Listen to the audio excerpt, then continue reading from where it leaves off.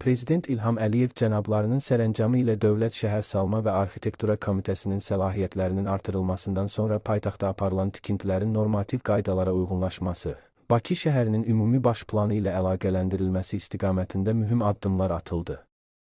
Komitə rəhbərliyinin qısa zaman ərzində işlək vəziyyətə gətirdiyi tikinti qaydalarının və tikintiyə icazənin sadələşdirilməsi sadə vətəndaşları sevindirsə də, bu sahədə əvvəllər böyük miqdarda vəsaitlər qazanan bəzi rayon icra hakimiyyətlərinin heç də ürəyindən olmadı.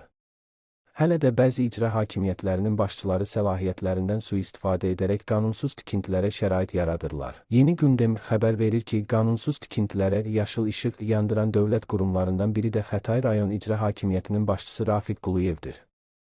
Rafiq Quluyevin qayğısı ilə inşa edilən qanunsuz tikintilərdən biri də Xətai rayonu General Səməd bəy Mehmandarov 520 ünvanındadır. Rafiq Quluyev özünə məxsus olan qanunsuz tikintiyə icazə verib. Fövqəladə Hallar Nazirliyinin Kəmaləddin Heydərovu kimlər və necə aldadır?